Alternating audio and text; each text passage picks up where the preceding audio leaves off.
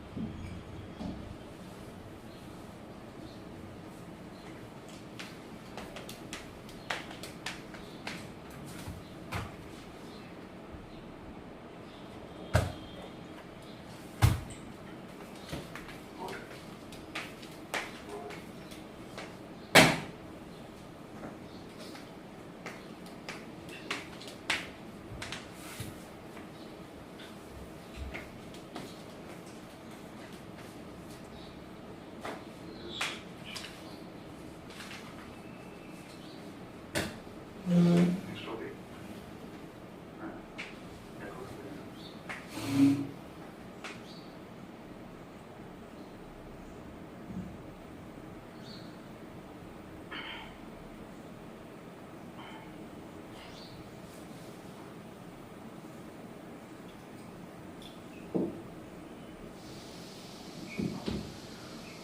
Okay.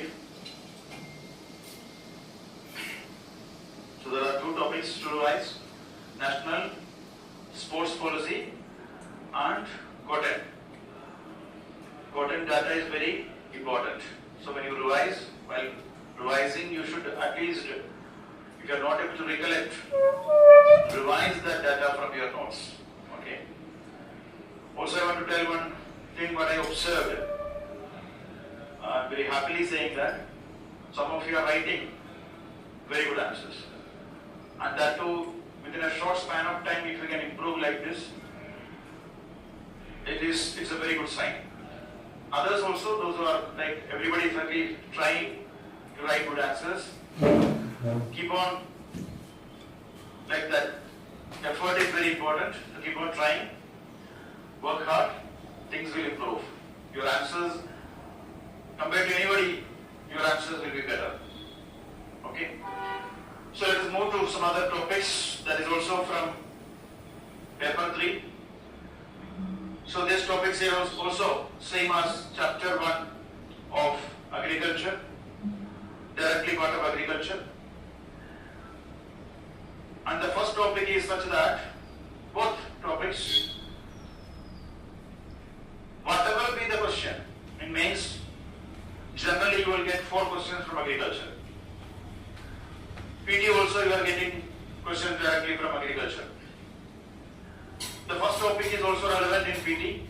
Sometimes such flagship initiatives will come in both PT and mains. PT, the factual details will be relevant, but mains, whatever be the nature of the question in agriculture, either it is a suggestion or way forward. This key. So it is directly part of agriculture.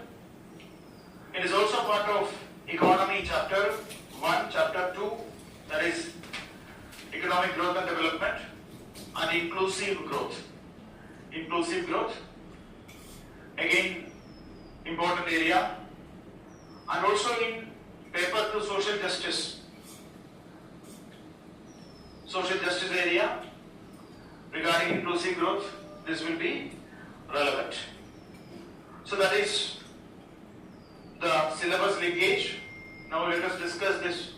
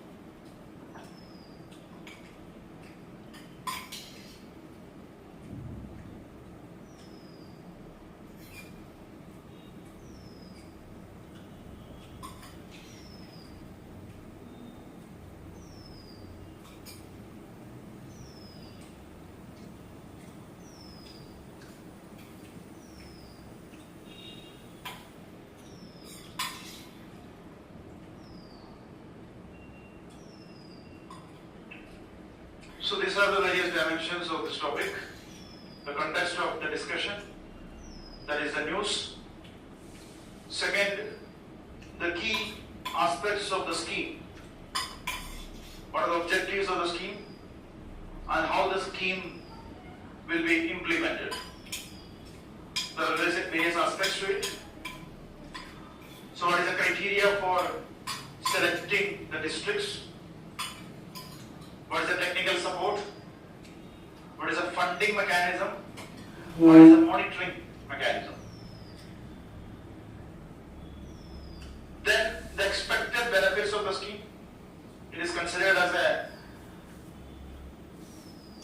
landmark initiative compared to the previous government schemes in agriculture. Generally, government schemes are always having one problem. What is the problem? It is one size fits all approach. And that is why many times the schemes may not work pan-India.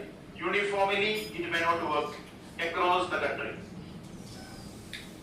Because the needs differs, and regarding agriculture, the agro-climatic conditions differs. So there will be various differences, regional disparities, differences. So that is why it's a very significant effort.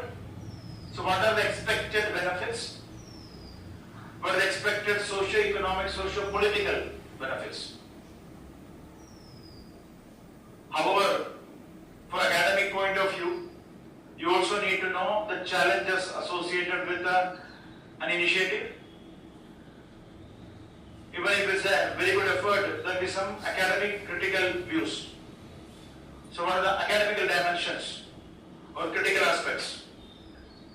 Then some way forward solutions, including some Chinese model, which you can use it to conclude your answer. So these are the various dimensions. So first of all, as we discussed, the key is that now central government approved. This is a scheme announced in the budget. The scheme is announced in the budget, this year's budget. Finance Minister announced Prime Minister, then Dhanya Krishi Yojana. But recently, now government approved the budget. So Union Cabinet now approved the scheme. Approved the scheme recently.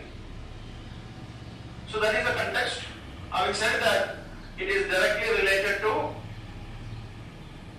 improving the agriculture, especially of the backward regions. And India's rural economy is still dependent on agriculture. We are an agrarian economy, rural economy. Now think of the situation, the rural economy is already dependent on agriculture, plus there are certain regions which are further backward. Means, what will be the result of this?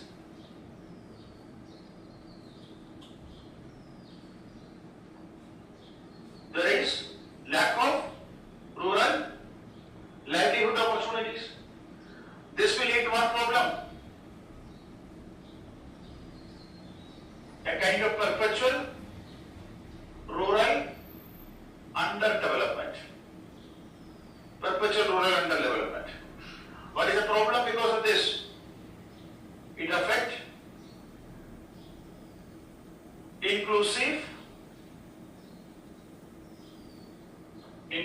growth, or it affects India's developmental efforts, Viksit Bharat by 2047. So this is the problem government is trying to address. Our rural area is especially agrarian economy, agriculture is a dominant livelihood, but since these regions are backward.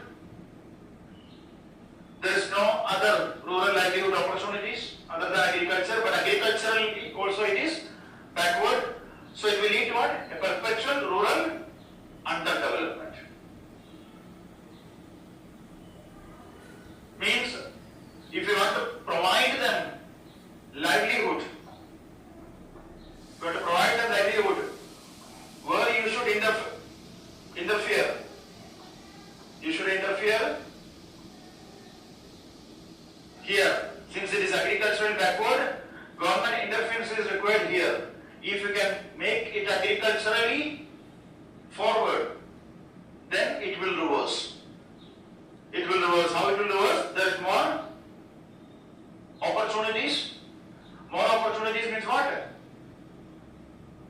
Rural economy will improve. More money will come. More money means more demand. More demand means more supply. More supply means more production. And this is also important. When you are improving, it should be what sort of improvement? Sustainable practices. Sustainable agricultural practices.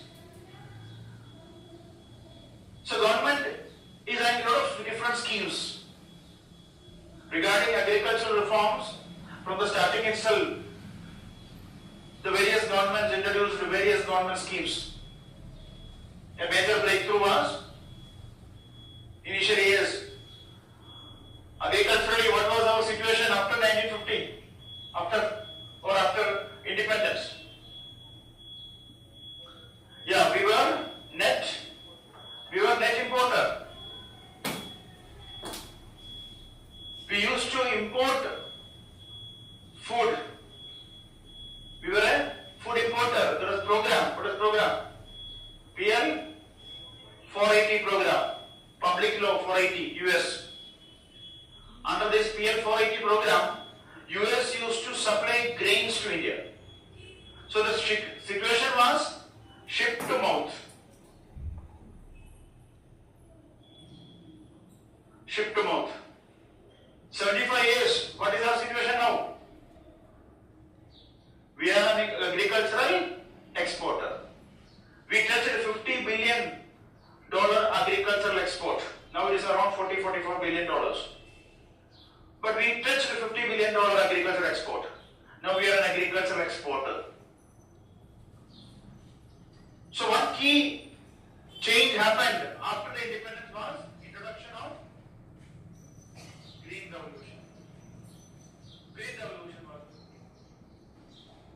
Government also in the initial days itself introduced schemes like, or initiatives, laws like APMC Act, Agricultural Produce Marketing Committee Act. What was the need for this APMC Act initially?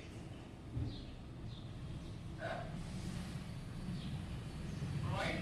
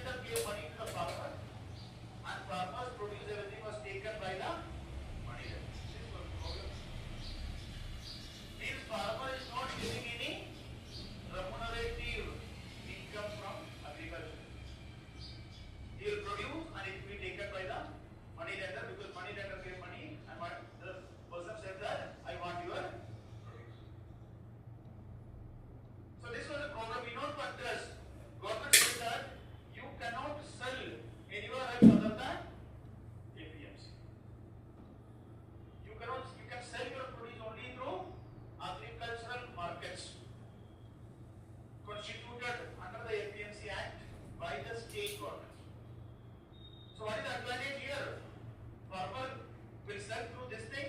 APMC is having a mechanism for what?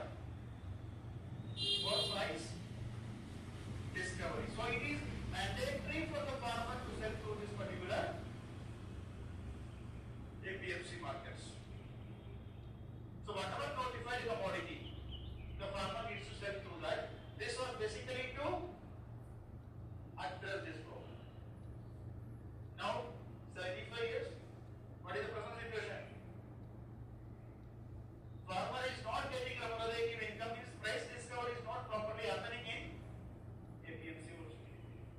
Because these people shifted here.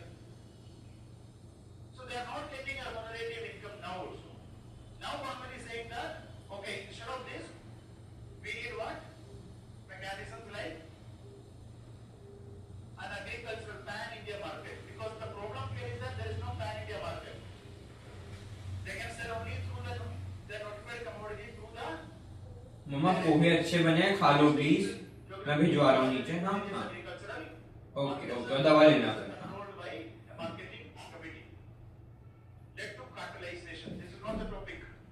कीर्ति दीदी, दीदी ये नाश्ता नीचे ले जाएगा, मैंने खा लिया है, ये जो रखा है।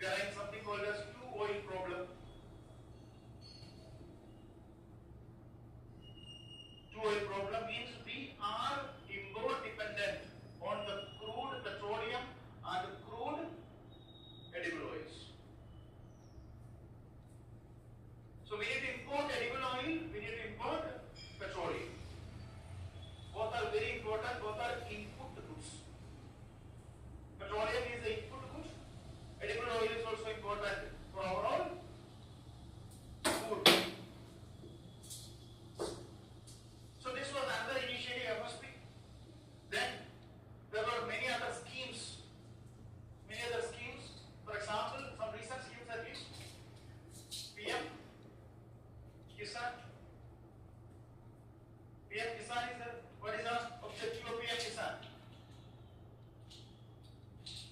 What is the objective? Just tell me the concept. What is the objective behind PM Kisan? I want you to know the concept behind everything. Provide credit. The credit नहीं है. Even the loan नहीं है. This is grant. Two, farmer's problem is what? Farmer needs to grow. He needs to buy input.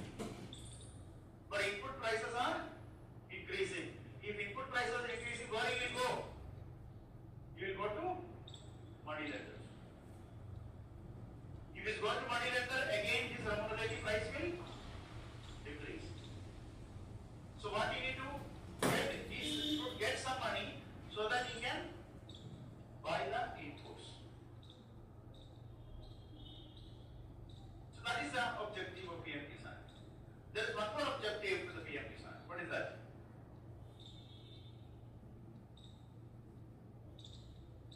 Yes.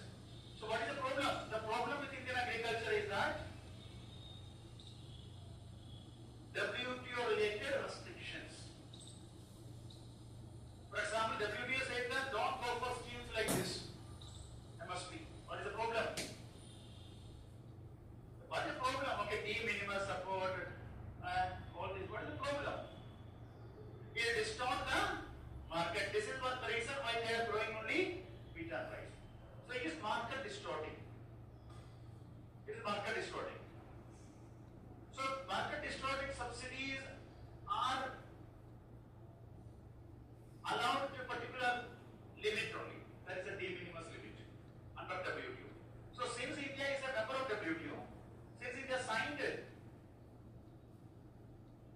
agreement with the WTO, and under the WTO there is an agreement on agriculture which puts some restrictions on India. So what is the solution for that? Solution is what are the different subsidies under WTO? Agreement of agriculture, AOA. Amber box, green box, blue box. So what is permitted? Green box is permitted. So we also need to amber box. MSP is basically an amber box subsidy. So we need to shift towards what? More and more green box subsidies. So direct benefit transfer is a permitted subsidy model under WTO. Means it is not trade distorting. What you are giving is you are giving some money to the farmer. Farmer now can buy inputs and based on the market situations he may produce whatever is remunerative for it. So it is not considered as a market distorting. So that is also another key aspect. Gradually government wants to shift towards more and more DPT model. Government wants to shift towards like in all kind of subsidies, more and more DPT, direct benefit transfer. Fertilizer also government wants to shift towards DPT. But there are restrictions related to that. What are the challenges?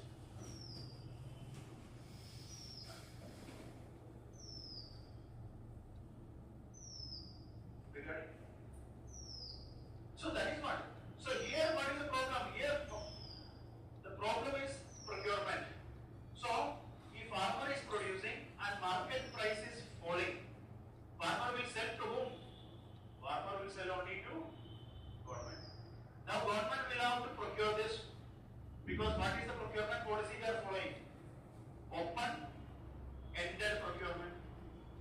Open-ended procurement. So it's not closed-end, it's open-end. So everything will go here. So what will happen? Government is buying more than what is required. This is considered what is the advantage of this DBT model. This is directly transferred to the farmer's account. So previously also one problem highlighted by the former Prime Minister Rajiv Gandhi is that in order to transfer 1 rupee, government needs to spend 5 rupees. So that's the problem. Government wants to move away from Manrega model because there is a lot of corruption, leakages. So if you want to improve the efficiency, government should move towards more and more DPT model. So government wants to shift towards that. In order to reduce the corruption, in order to improve the efficiency, and in order to make it beneficial for the targeted population. So there are different schemes, and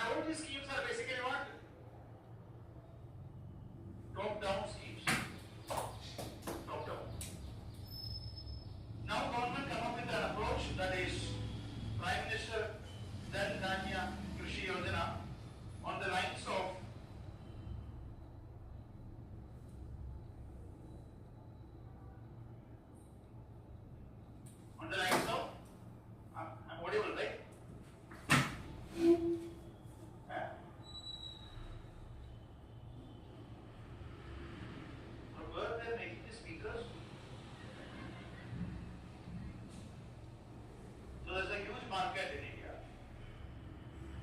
Invest startup. Okay. So this particular initiative is based on the success of aspirational district program (ADP). Aspirational district program (ADP). So what is the philosophy? That's a separate topic. So it is considered successful model. What is aspirational district program?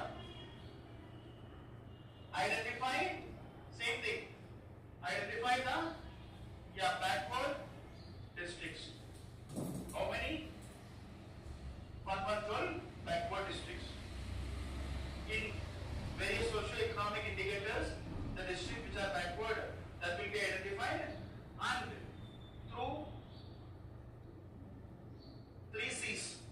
3C approach. What is the 3C approach? Convergence, collaboration and competition. Convergence of various schemes, collaboration between center, state and competition among the districts. So 3C approach: convergence, collaboration and competition. Improve the socio-economic conditions of this. And it is also facilitated by proper mechanism for monitoring, ranking. So it will rank the districts. So this will promote what? What is the idea? Incremental progress. It will promote incremental progress. That is how you will address the backwardness. So this is considered as successful. Now my question is that, what is the basic philosophy behind it? What is the philosophy?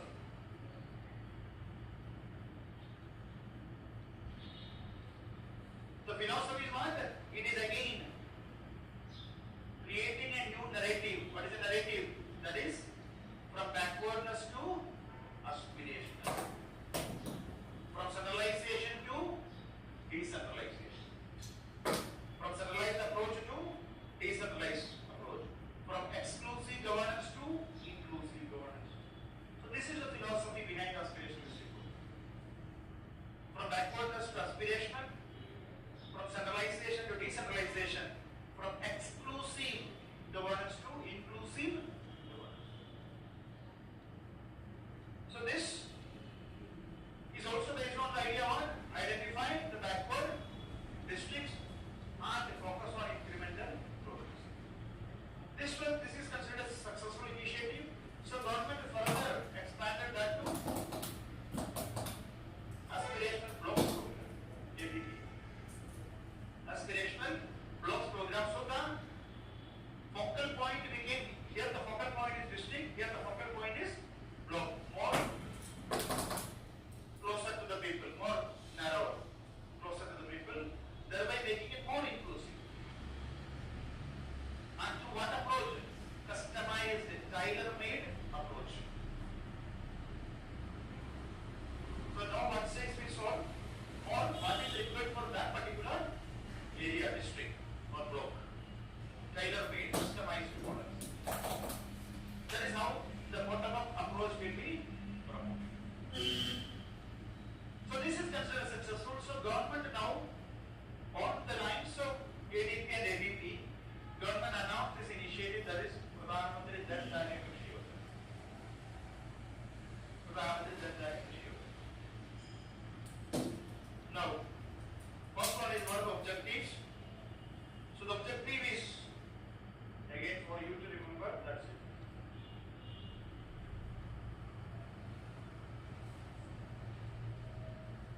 S square E cube. So what is this 3 E's and 2 A's? First one is enhancing farm productivity. Enhance the agricultural productivity, farm productivity, first E. Second E is expanding post-harvest storage.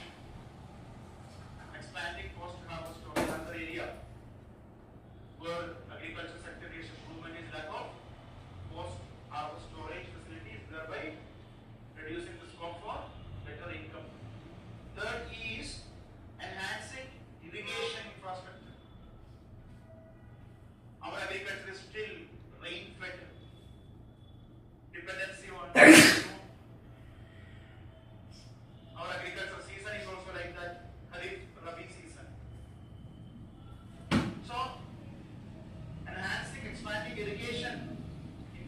agriculture is important. So these are three E's. Then there are two A's. One is adopting crop diversification. Crop diversification, multi-cropping, more and more cropping is required, thereby increasing the income, and then access to agricultural credit. Access to agricultural credit. So please do remember these objectives. Any question you can use this as the requirement to improve our agriculture is what the formula is very simple. You can conclude your agriculture question with this formula, that is A square plus EQ. This is what is required for our agriculture. So that is the objective of the scheme. Next is how it is implemented.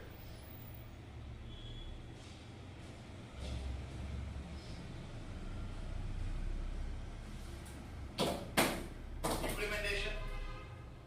So the first key aspect is the focal unit will be district.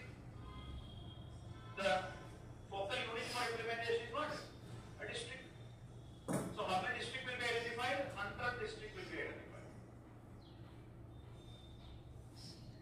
So in India there are 700 odd districts. So you are identifying only 100. So it should be based on some kind of criteria. And this criteria is 3 L's. 3 L's are the criteria. First one is low agricultural productivity. The districts which are having low yield per hectare, low yield per hectare or low agricultural productivity will be identified. That is one criteria. Second, low cropping intensity. Low cropping intensity. So cropping intensity means what? The number of crops grown in a cropping year or agricultural year. That is cropping intensity. So the more you are growing the crops, the more income for the farmer. So that is cropping intensity. Number of crops grown in a year. Now what is the problem? Problem is there is some kind of monocropping. Or farmers will grow only one crop. So sometimes what will happen? The net sown area and gross sown area is equal. In that case, what is the situation? Farmer is not getting enough income because farmer's income will increase based on the cropping intensity. More crops are grown in a year, more income for the farmer. So districts which are having low cropping intensity, that is another criteria. It is by default you can understand that there will be less income for the farmer, less opportunities income. And third one is low institutional credit. Low institutional credit. So this is another problem because if farmers are dependent on money lenders and all, then that is a challenge for the farmer. So low institutional credit, banks credit coming from formal institutions. If that is low, then that will be considered as another criteria. So these are the 3 laws in a district which will be considered as a criteria. So 100 districts will be selected. And one more aspect is that these 100 districts, one district, at least one district will be from one state. One district will be from one state. Further, the district will be selected based on the idea what? Identifying the state which are having more crop areas for such districts. So this ensures what? This model ensures inclusivity means at least one district will be identified from every state. So that ensures what? Inclusivity. Second is proportionality. Proportional to the requirement.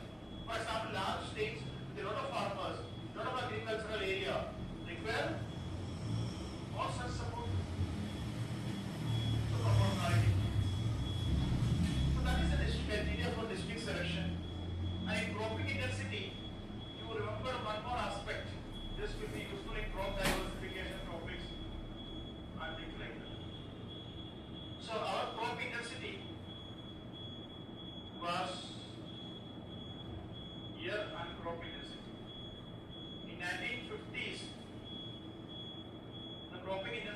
average propping intensity will vary, but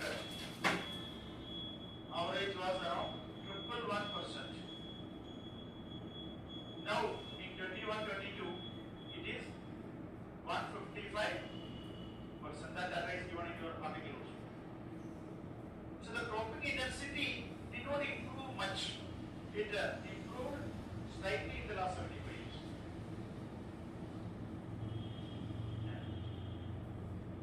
Now 100 district will be selected. So one district from one state, so that is inclusivity, and the remaining will be proportional to the requirement. So it will ensure more proportionality. But do remember this data also, that is in 1950s the propping intensity was 111, now it is around 155. So the problem in India with respect to agriculture is lack of crop diversification. Lack of crop diversification. And that lack of crop diversification is also because of policy support. See, Dr. M.S. Swaminathan famously said that the two planks of India's famine reduction strategy,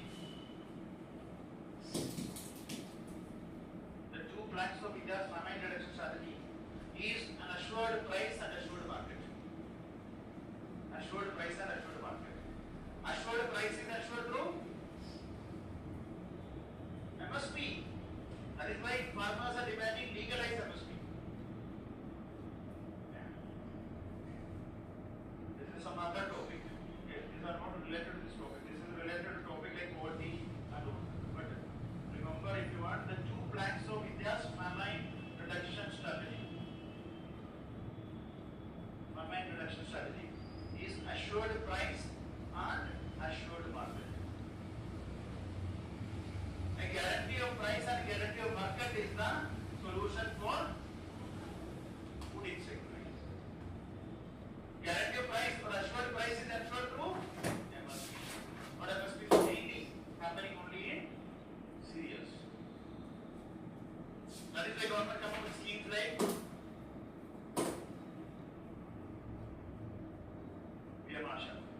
so that procurement will happen in oilseeds, pulses.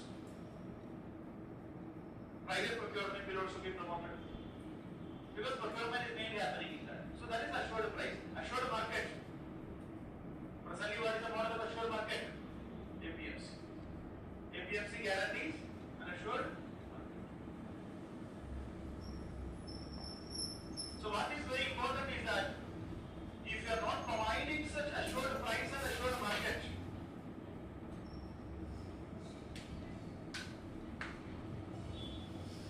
or manage a market, then it will be difficult to increase the overall crop or crop diversification. Next is the institutional framework. So this is the district selection and criteria and cropping intensity. Next key aspect is of implementation is institutional framework.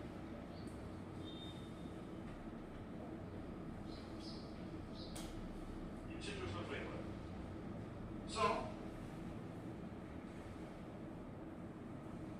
So there is a proper institutional framework laid down to implement this. That is a three-tier mechanism. A three-tier mechanism. At the apex level, there will be at the national level, there will be a high-level committee monitored by Niti Aayog. So high-level committee and Niti Aayog for overall guidance at the national level. So it will provide overall guidance, advice, review, all those things. This is the apex level. Then at the state level, there will be a state level committees.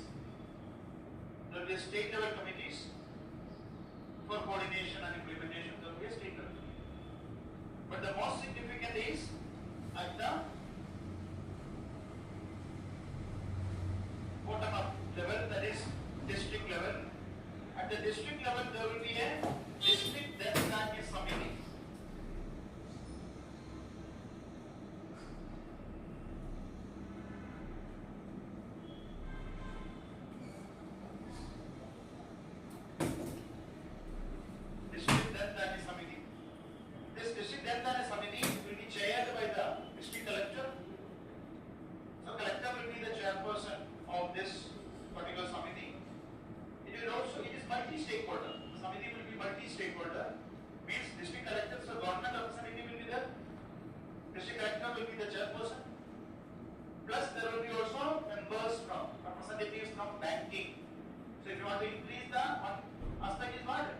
institutional credit. So representatives from banking sector, representative from civil society, and also representative from farmers. So this will be the Samiti membership. So it will be a multi-stakeholder Samiti chaired by the district collector and also representation from banks, civil society and farmers. This is very important. Because this is one idea ensures what? Yeah, inclusivity. Inclusivity. This is ensures what?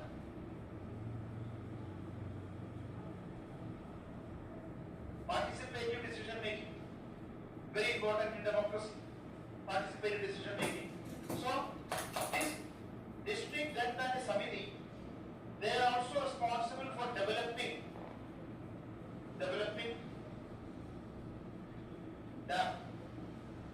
DAP, that is district agriculture and allied activities plan. District agricultural and allied activities plan. Yeah. So this DAP is basically tailor-made, customized for that district. So according to the needs of the selected districts, the plans will be formulated. What is this model called? DAP. Model is called DAP. Bottom-up planning. Bottom-up planning. Not a top-down approach, but a bottom-up approach. So through extensive consultations, considering the demands for a particular district, they will make a tailor-made plan, customized plan. So this is the second key aspect. See, why I am insisting on these things? Question will be, see, paper 2, Panchayati Raj institutions. Question will be role of grassroots, or question will be about grassroots democracy. This particular Samiti is an example. So that is how you will write the better answer. That is how, means your approach in humanities paper obviously should be like this. There is a huge difference between the way you studied in your engineering or your science and humanities.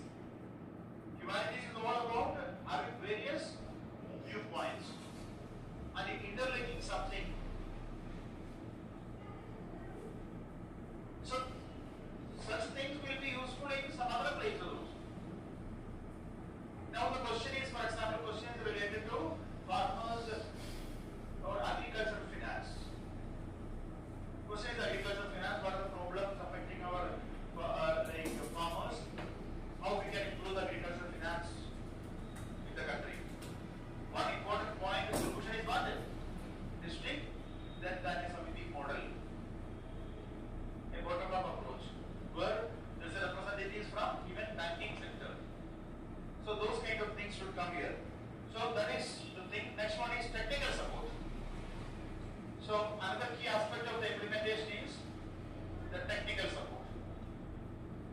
So technical support will be provided by, overall guidance will be provided by Niti Aayog, but there will also be a CNO, a central nodal officer. There will be a central nodal officer, CNO, appointed for each district. Central nodal officer, there is CNO appointed for each district to ensure cross-ministerial coordination. Because why this is important? Cross-ministerial coordination. Why this is important? Yeah, all of the content approach. Why? Because this is based on the idea of 3C. DDKY is also the philosophical aspect and the approach is not same as ADP. Same as ADP. So what is important here? Convergence. Convergence is important.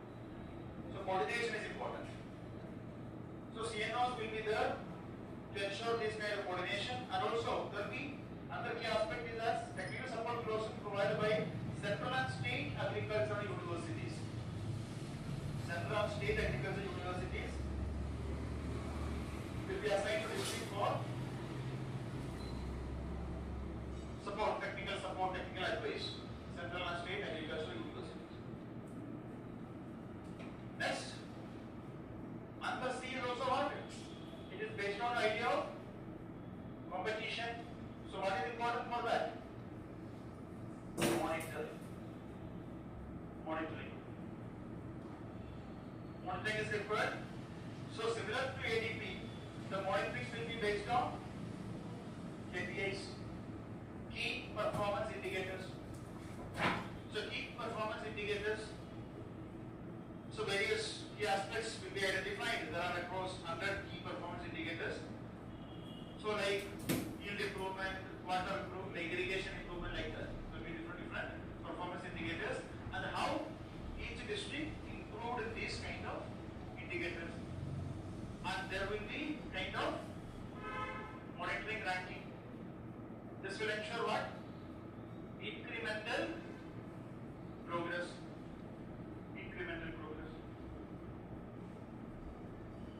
So similar to ADP. Next is funding. So above all, what is very important is what? You need to allocate money. But what is the interesting aspect here? No, presently, we don't know next budget, government will allocate some money. Presently, there is no standalone allocation. Standalone allocation, not there. So what is the model? Model is convergence. Convergence of around 36 existing schemes. Convergence of various schemes across 11 ministries. Convergence of around 36 schemes across 11 ministries. Ministry of Agriculture, Ministry of like food processing, irrigation, like water, like that. Rural development, skill development, environment, forest, food processing, like that. So that is the funding mechanism. Presently, there is no separate. Presently, there is no standalone budget. We don't know because if you are writing next year means automatically if there is some developments, some budget allocation that needs to be added. So these are the things, and the duration will be for a period of 6 years.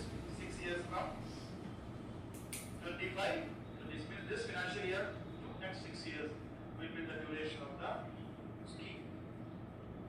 And according to Finance Minister, it will benefit around 1.7 crore farmers.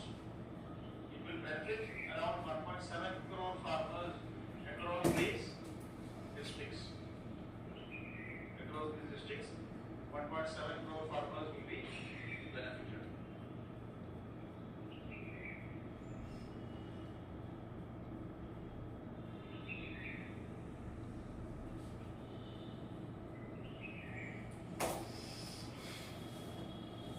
So what are the expected outcomes?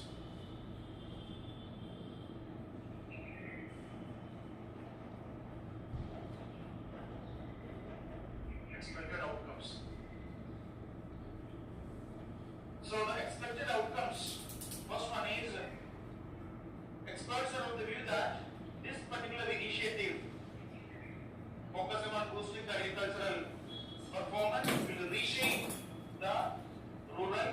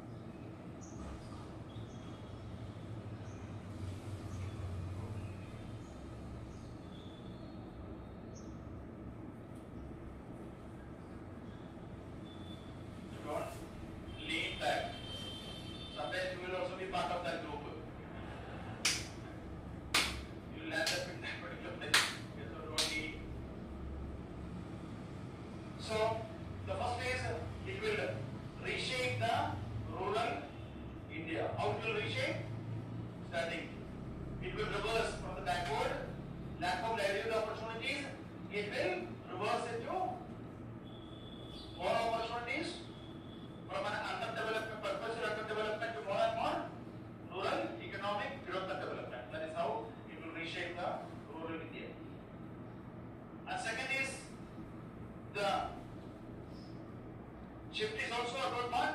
From exclusive governance to inclusive governance philosophy. Exclusive governance to inclusive governance philosophy. And it's also focused on what? Tailor-made bottom-up design through district Danya Samiti. So it's a bottom-up approach.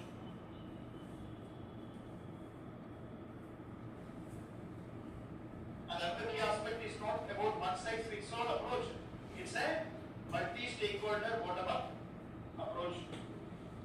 Multi-stakeholder approach, bottom-up approach, not a one-size-fits-all approach followed by government in almost all poverty reduction initiatives.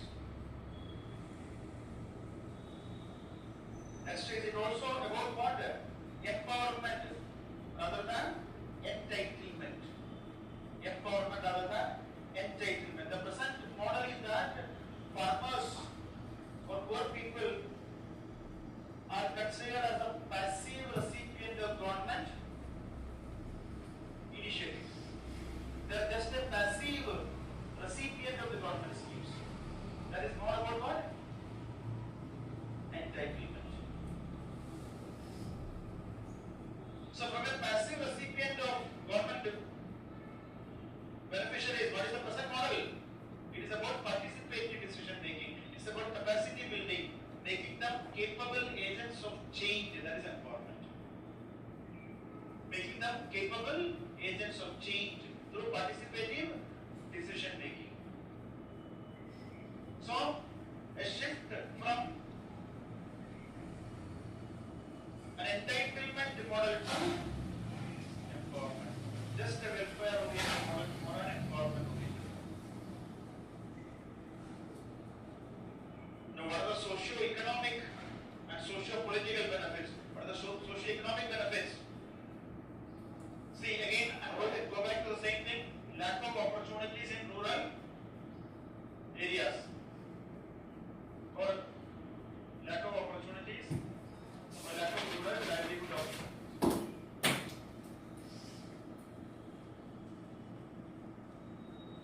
What is the consequence of this? Rural to urban migration. Rural to urban migration. What is the problem in this particular aspect?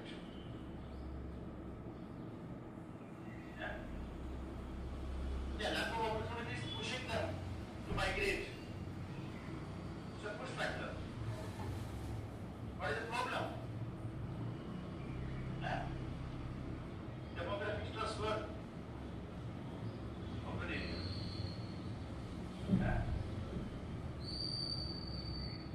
The problem is that you are actually way above what is required to be sometimes thought. Okay. So the problem is that this migration is people with no skill. That is the challenge. People with no skill. So what will happen even if they migrate? They are getting very much. Yeah. So what is the problem? This is called the problem of modern slavery. They will get jobs which are not remunerative or they are forced to work for very low wage. Very low wage. This particular situation of a forceful work, low wage, is basically the problem of modern slavery.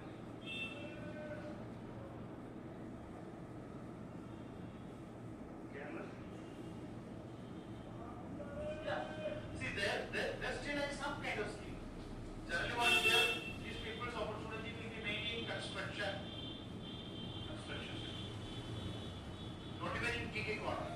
Gig economy also requires some kind of skill. You need some kind of literacy. Some skill, some training or something skill. So they will go mainly in what? Construction, and then you know the socio-economic problems arising out of it. the children also don't get proper education. They move from one place to another. So children also won't get any opportunity. That is, there is no human capital formation. This is what is the problem. This is leading to what? Perpetual poverty.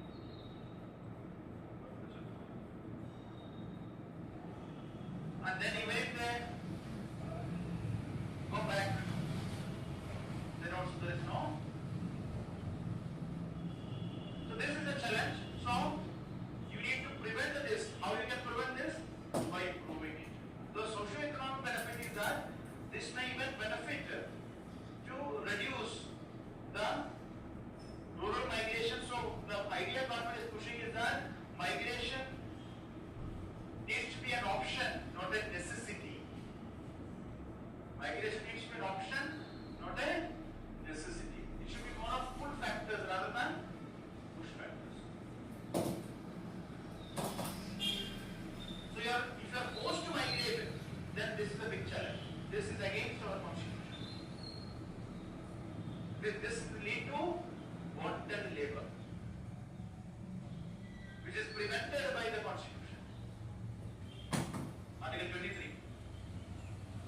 So that is a challenge. And also another key aspect, another key thing is that it is based on what? Based on the idea of, another key thing is socio-economic and socio-political. What is the socio-political benefit? What is the socio-political benefit? Socio-economic benefit is okay, inclusive growth, prevent rural displaced migration and things like that. Yeah. So what is that called as? Participated decision making empowerment. This is very important. For example, the socio-political benefit of Panchayati Raj system 17th and 74 Amendment Act is what? Because grassroots level democratic decentralization, grassroots level democracy, facilitated participated democracy. And there are some terms, for example, I just passing tell that there is something called as, these are some examples of typical example is this, these are studies.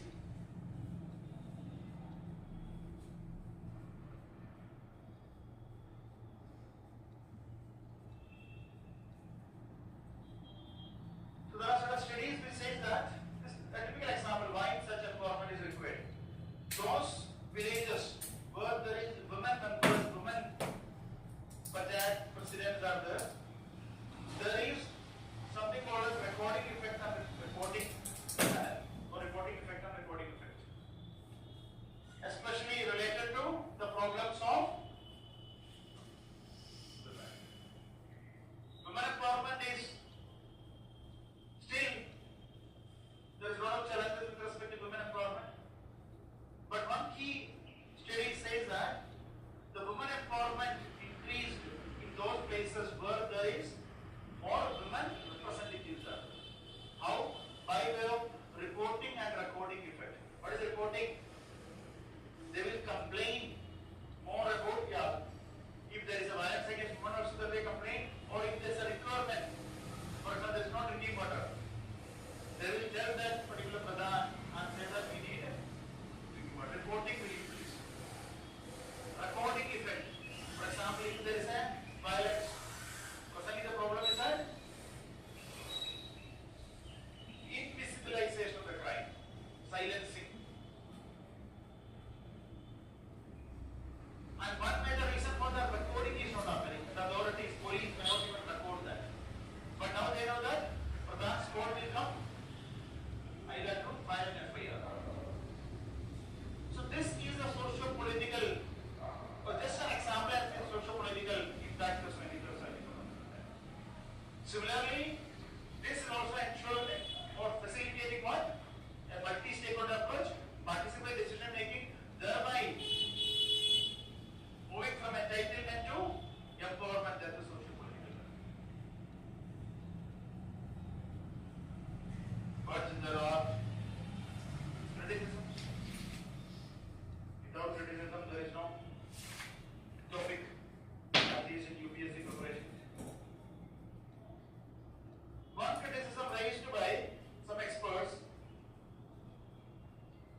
that the criteria for selecting the district is, what is the criteria? Yeah, 3 laws. 3 and you learn in language also. Now you will be in language, you are writing the problem is low credit dispersal and low agricultural productivity. And in agriculture you are writing, what is the 3 L's in language? Low productivity. Language crisis, literacy crisis, and language of the future. Yeah, now you are writing that here. You are saying that the problem in agriculture is that farmers don't know the language. And they are not literate. And they don't know the future of the language. Future language. Please don't do that. So, 3 laws. So that is the thing. And one of the laws is called low credit disbursement. So one expert is of the view that when you consider low credit disbursement, what is the reason for considering low credit disbursement? Because there is a problem of financial exclusion. That is a thinking. That is the default idea. Default idea is what? Low credit disbursement is occurring in the district. That means that district is financially excluded from the formal institutions. That is a basic understanding. But he says that this may not be true if an area, if in a state, if an area where the farmers are growing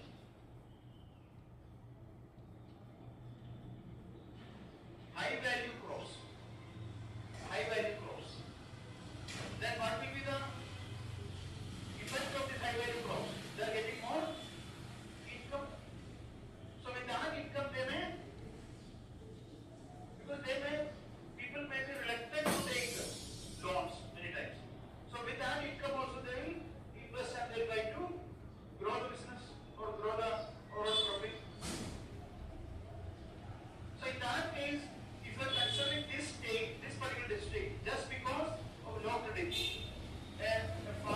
a district in Karnataka, it's there, the farmers are growing high value, but in data, it is at very low credit dispersal.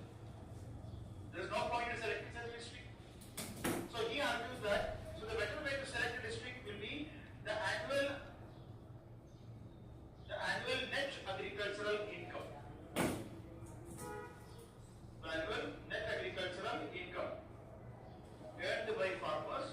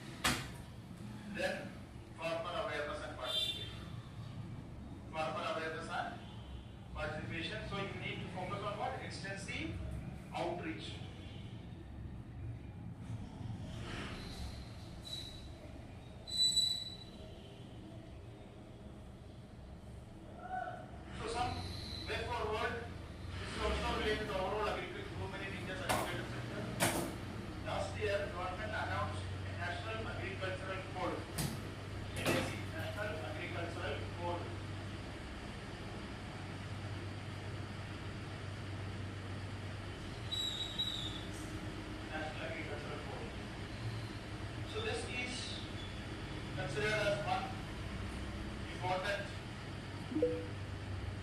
progressive step in India's agriculture, because what is the idea of NSE?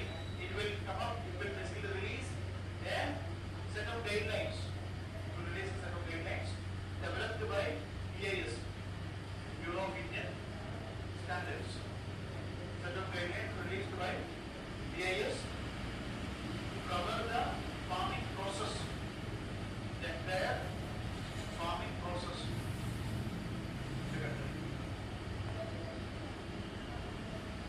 So basic idea is simple temporary, it's a root book.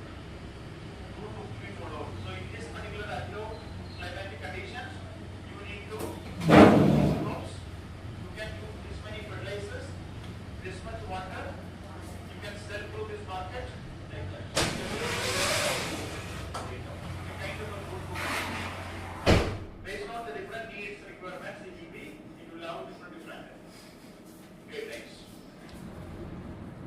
Another thing is the Chinese model, that is basically the idea of SADF, that is a standardized agriculture demonstration farm. SADF, standardized agriculture demonstration farm. Standardized agriculture demonstration farm. So China developed such SADF. This is basically about what? A best practice. So there will be a farm which can be used as a model farm. So what sort of crops grown, what is the fertilizer used, like that, everything will be practically what is the most possible best practice for a particular agricultural condition. So that farmers knows that, okay, this is the model farm, this is possible in my farm. A kind of a best practice. That is a SADF model. So China followed this model. India also now promoting such a model farms. So that farmers, what is the idea? Increase the farmers' awareness. Because even if you say that you grow more crops, farmer, since he did not do that, or never did that, then he will be elected. But if he knows that there is a model farm which does this and there is a more income coming from that, then he may. So we will create more awareness. So that is it.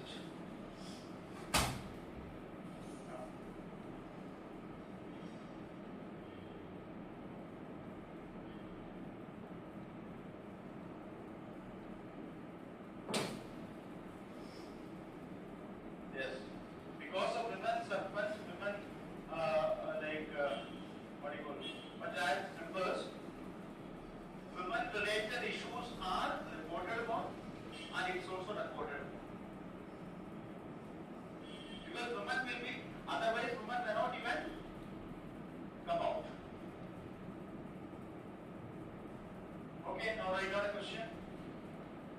Discuss how the PMDDKY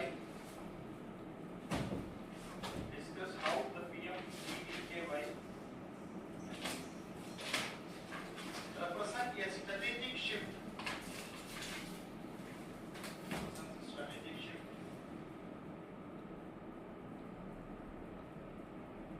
In the agricultural policy making in the country.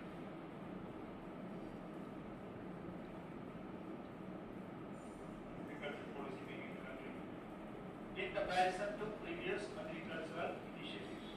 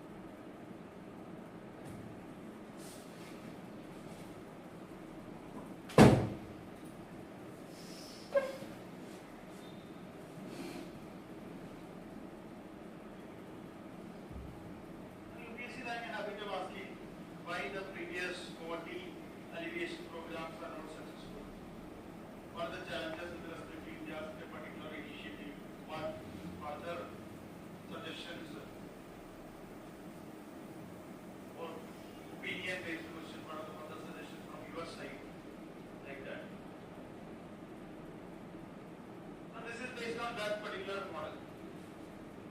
So, in the answer framework, how you can start? You can start with the context.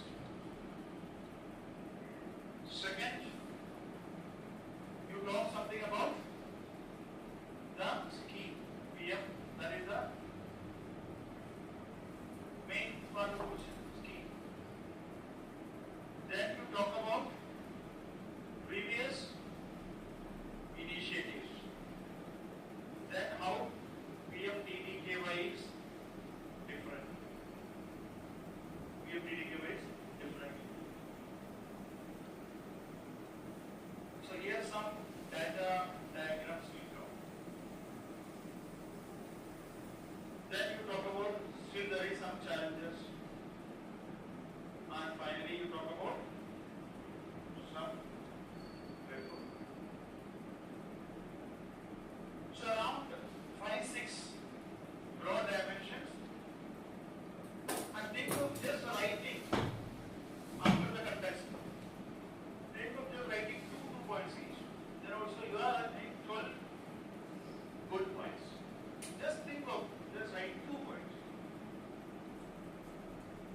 By 10 marker, if you are writing 12, 13, 14 good points, what is it? You will get good score. Plus some diagrams, some visibility, enhancing aspects. So you can start with the context. What is how you write the context? Center approved the PMDDKY announced in the 25-26 budget. Second is what is PMDDKY? PMDDKY is modeled on the Aspirational District Program (ADP), focusing on the 3 C's. So you put out already shown that I know ADP also. I know what is the reason for government enacting this. 3 C's, that is convergence, collaboration and competition. Further you write PMDDKY's key objectives in a box, S2 plus EQ. Put a schematics, you don't need to explain that, it is self-explanatory. You put a schematics and write that point, and if you want you can put that in a box. This one's you got that because of the previous reforms were having some problems. For example, Green Revolution, it was production centric. Green Revolution was production centric and it was regional specific. So it did not reach across the country. APMC, still, what is the problem? APMC still there are issues related to marketing or remunerating income for the farmer. MSP is becoming more top-down, serial-centric approach. Further sectoral schemes like PM, Kisan, etc. also are into exclusion, inclusion issues. DPTs are input. What is the always DPT? What is the problem? Beneficiary targeting, exclusionary or exclusionary inclusion issues. So 2, 3, 4 mention 2, 3 schemes. Whatever we discussed, we started the discussion with that. You mentioned that, compare that with previous scheme. Exclusionary, production centric, all these things you write and make it 3, 4. You got schemes and make it a small 3, 4 points area. In order, and because of this, agriculture sector was still contributing around what? 16% of GDP. Now you are putting a data. And agriculture growth, you don't know the exact. Agriculture growth was always fluctuating because monsoon dependent irrigation. This data you will get gradually, but now you don't know data. So for the time being, you can draw a small graph like this. So graph like this, and also put this data which you will be knowing. And this kind of data you will get through QRCs also. You need to mark up the QRC data. So you can mention because of that, our agriculture is still contributing only 16%, and there are like the linkages to rural backward. Second diagram you got.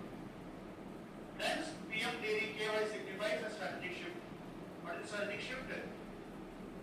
Yeah, bottom-up approach, exclusion to inclusion. You put some examples like then-Daniel Samiti model, multi-stakeholder model, convergence model, competitive model, key performance indicators, KPI. Like that you put and you say what is the feature. Here you write the feature. You won't write feature here.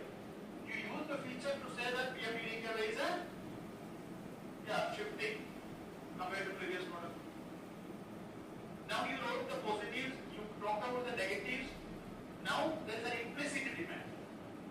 This is not demand in the question. But what do you need to know? You want to tell that, but still there are certain challenges. So write one or two challenges, that is enough. Because this is not the demand. Implicit demand, you don't need to expand. Just write 2 points. Hence what we need. We need now better models like the already proposed National Agriculture Code or e-norm kind of mechanisms. Like digital agriculture, everything needs to be focused upon precision farming, like that would be for education. I'm concluding. So diagram K. This diagram you already know. This data is must.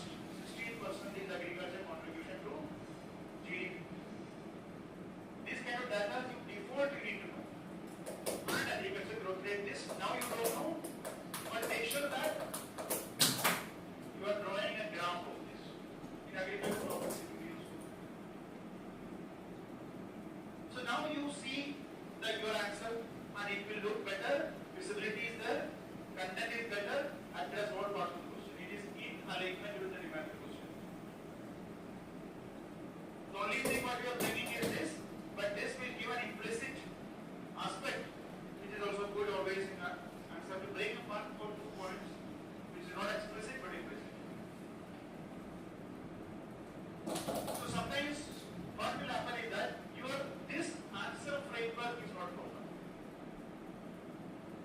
Second is that while making the answer framework, you spend 30 seconds. What is the wrong problem is that you are already getting 8 minutes.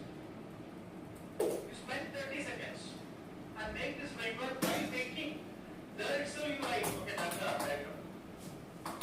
And then you fill that data diagram wherever you can.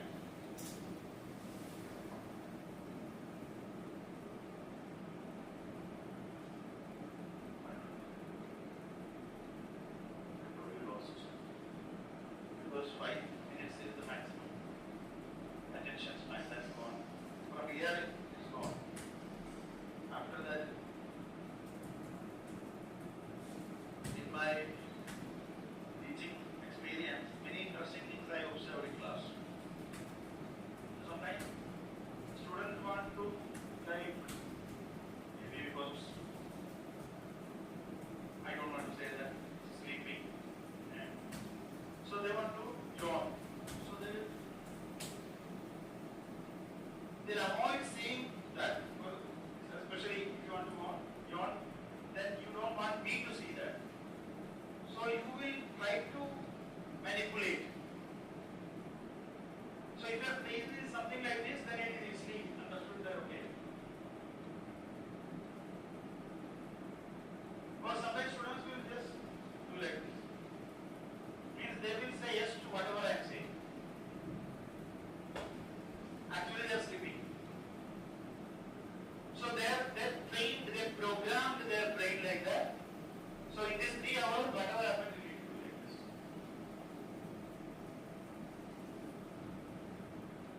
During the COVID period, so everybody used to wear mask. In class also students used to wear mask. So many people enjoyed that. They wear mask up to here. And they sleep. And during the COVID period, another thing was that when you see someone from outside. So some students don't want to smile also. So if you accidentally, if you smile, because generally offline students, at least you know them by face, you don't know them by name, but by face. So if you smile, then just lift it and then just walk.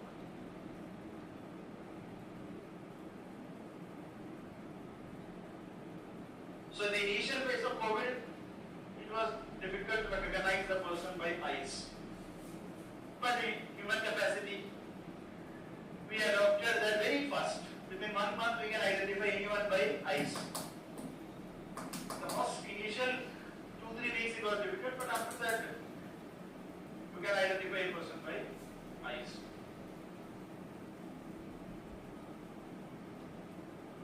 So in class, if you are, see, whether it is rain, whether it is summer, winter, season will change.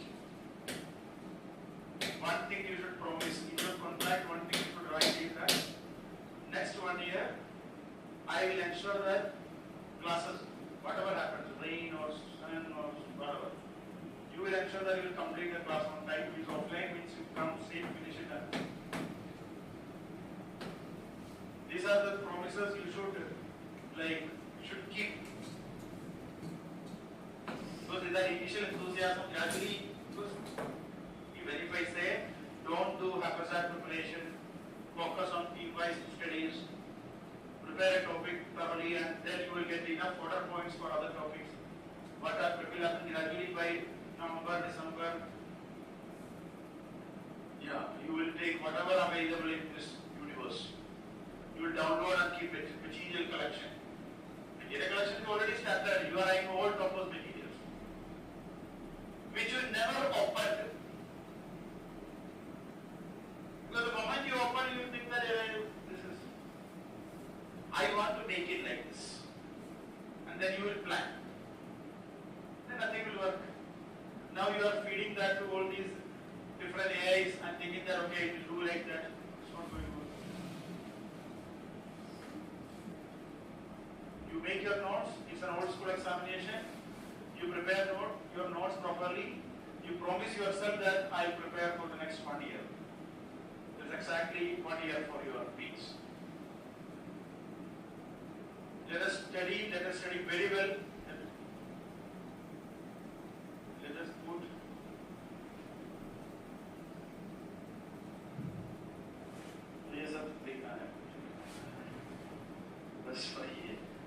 next is food processing.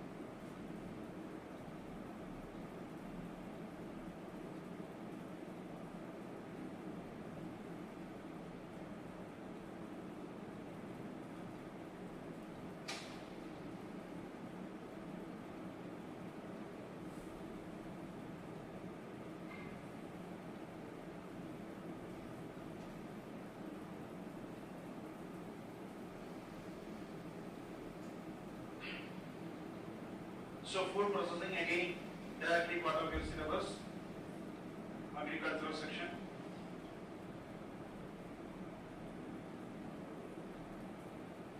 Then it is also important in manufacturing related topics, manufacturing sector. So food processing is basically ensures agri-industry linkage. It ensures agri-industry linkage.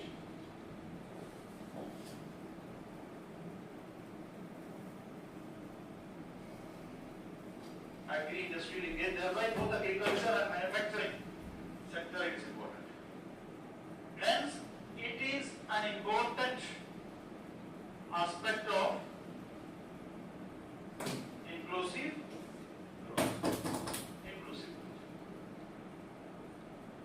So we can ensure more and more job creation through food processing industries, food processing sector.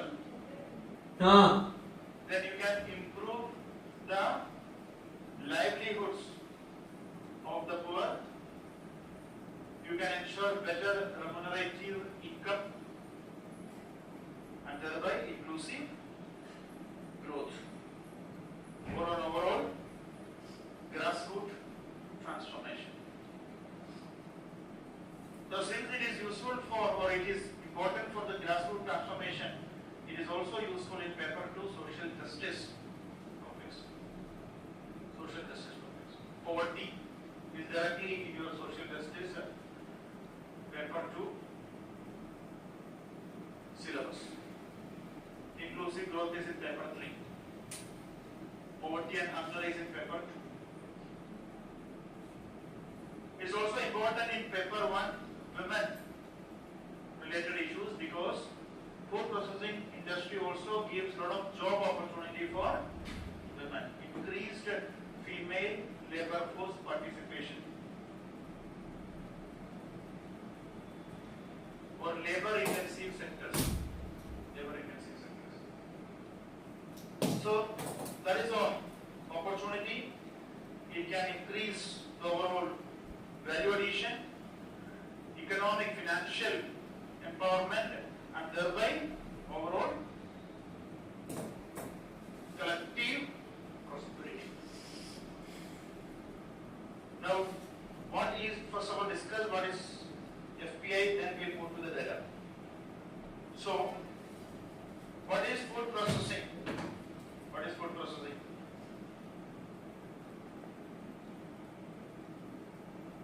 See, now one more thing. In your preparation, you will come across various definitions. Some definitions will be, collected, or you might get some definitions which are a bit complex. Always make sure that you are remembering very simple definitions, easy to use definitions. Don't try to mug up very complex definitions. So agricultural sector, food processing sector, what is basic idea of food processing? It is about transforming agricultural produce into consumable products. That is food processing. Food processing is the conversion or transforming agricultural produce into consumable products. That is food processing. Now this is easy to remember. You can start your answer if you are not able to remember anything else, and just mention what is food processing. It is transforming agricultural produce into consumable products. Now there are different stages of food processing, different steps in food processing, which are basically primary. That is basic transformation. That is primary. Basic transformation at the farm level transformations, or transforming rice or wheat into flour. That is a basic transformation of the agricultural produce. That is primary processing. So the basic transformation is primary processing. Secondary processing is the alteration of the product into more consumable, directly consumable format. For example, you can cook and immediately you can use, or you can eat it like that. So wheat is converted into flour, flour is converted into bread. But then there is tertiary processing, that is basically large-scale commercial production. Large-scale commercial production, ready-to-eat products, processed, ready-to-eat, packaged, commercialization. So this will make a product into convenience foods. Convenience foods. Now you can get a biryani also, right? Packet biryani, you can, sambar also available. Sambar is available, which I was not expecting. Because it is generally, if you cook sambar in your house also, it will last 1 day, that is the maximum. But now you can buy packet, you can heat it and you can use it. Vada is also available.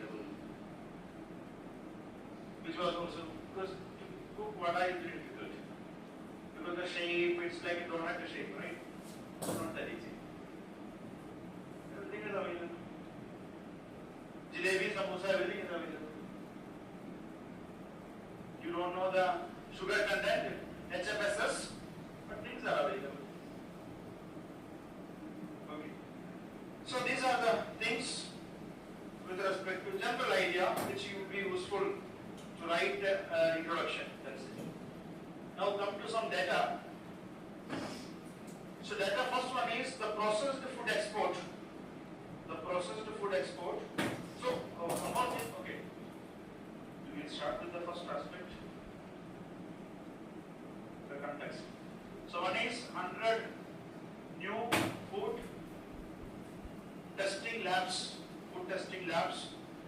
100 new food testing labs is proposed by Ministry of Food Processing Industries. 100 new food testing labs are proposed. So you need what? You need more and more food testing labs. Then only you can ensure what? Safety and quality. Safety and quality. And safety and quality is very important because that is important especially with respect to food trust. Trust is very important. If there is a bad review, then generally people will avoid that. Now the review is also cooked up review. So that is the first aspect. Second is, in the budget, government announced National Makhana Board. National Makhana Board.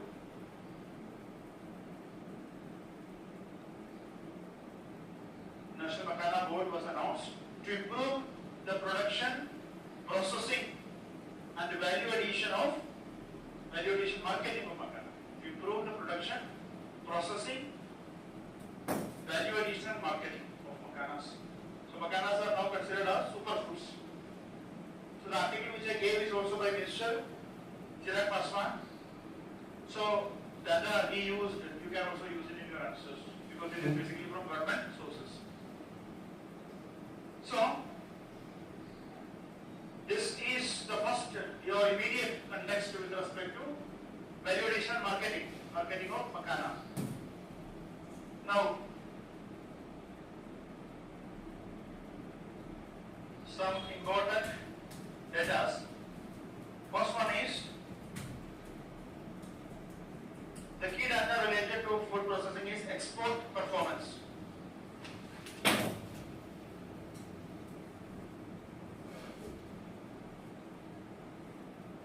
So why this data is important?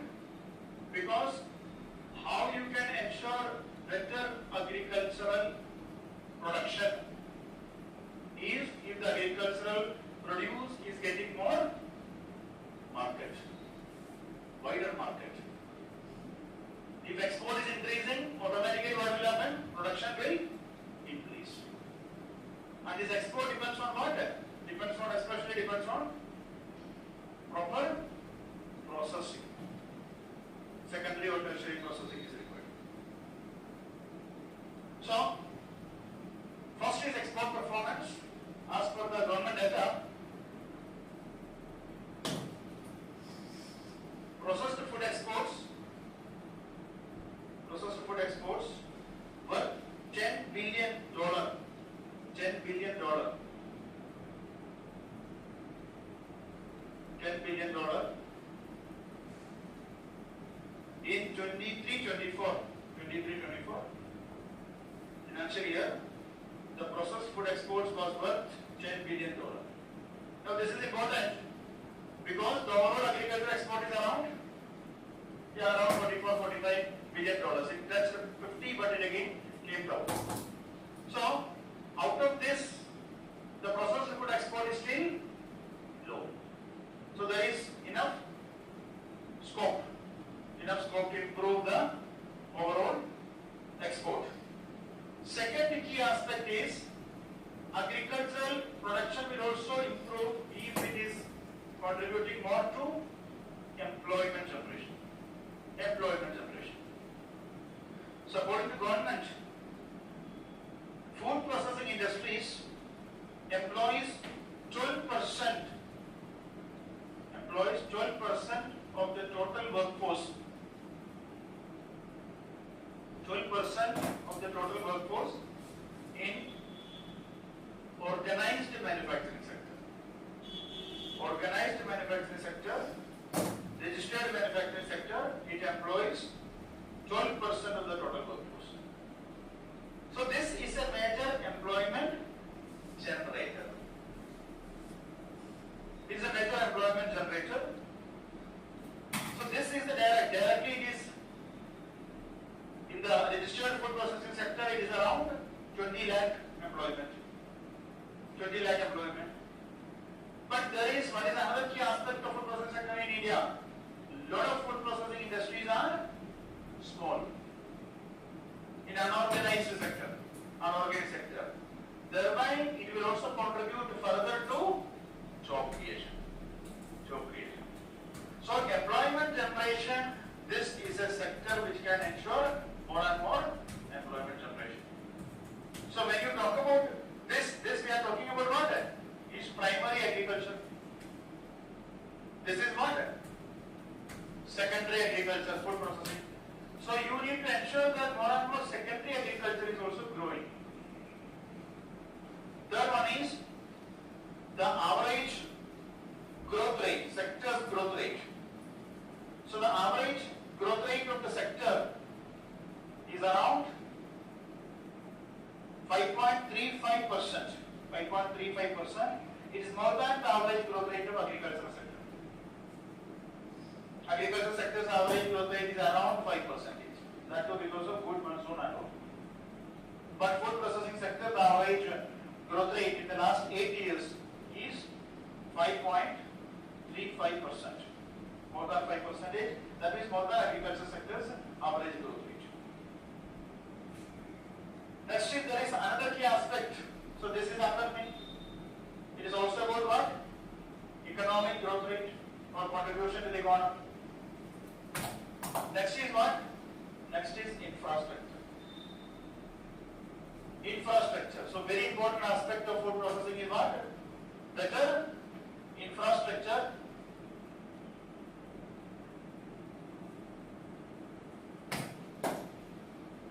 What is that? Vehicle. What's a vehicle? So last when Trump came, first Trump administration. So he started trade war. He asked India to reduce the duties of automobiles, especially Harley Davidson, which is the most used bike in India. Right? So he pushed about that. India said that we want to because everybody is using it. So it will be very much required to be at a high price. We did not do it. This time he was pushing for automobile again, Tesla. So Tesla is I think officially now it is coming. And it is I think around 25-30 lakh car. Now it is coming here 60-70 lakh. Yesterday there was another news that Trump was also Trump administration is also pushing for reducing our duties in dairy sector. Dairy sector. So India said that no, you don't reduce. Because your milk is non-veg milk. We want to reduce, or we want you market for non-veg milk. We are producing vegetarian milk. So we are, maybe this will be Harley Davidson important during the first administration.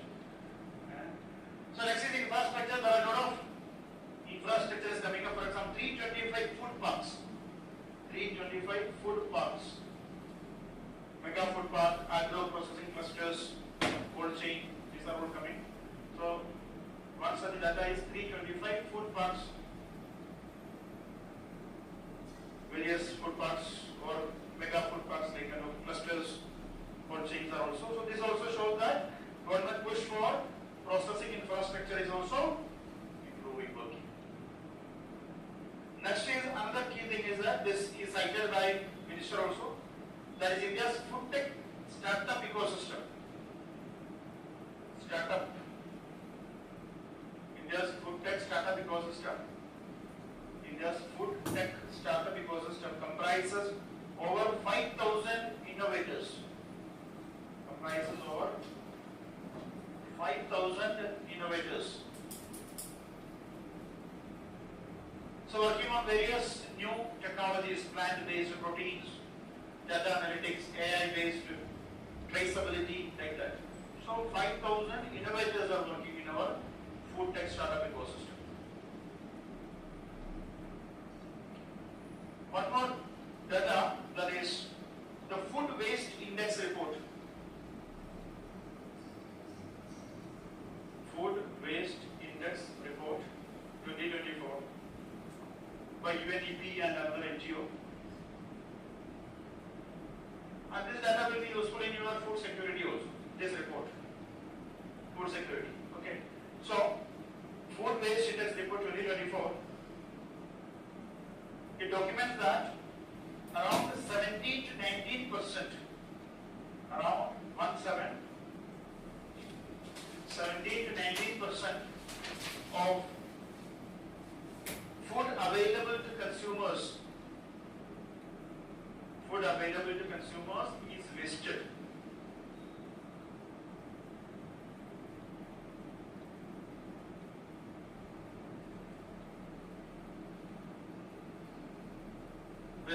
So that is another challenge. So this, here you need to remember one small concept, that is food waste and food loss. Food waste and food loss. So this is wasted because of two issues. One is food waste, another one is food loss. So food waste is the food that could have been eaten, but it is thrown. Sometimes you will cook more than what is required and you will just throw that. Sometimes because of the lack of proper processed food, it will get spoiled very fast. So you will throw that. You will buy that, but you won't use it, you will throw it. That is food waste. Food loss is basically what happens to food in the farm to fork value chain. That is food loss. So food loss happens when the loss happens before the food reaches the final consumer, because of damage, spoiled, all those things. That is also having a link with the proper processing. So food waste index also shows that there is a lot of food is wasted, and according to Sustainable Development Goal 12.3, Sustainable Development Goal SDG 12.3, SDG 12.3 is about what? Reducing the food waste. Halving the food waste. Reducing the food waste. That is 12.3. Reducing the food waste. So food waste, you need to reduce the food waste. And reducing the food waste is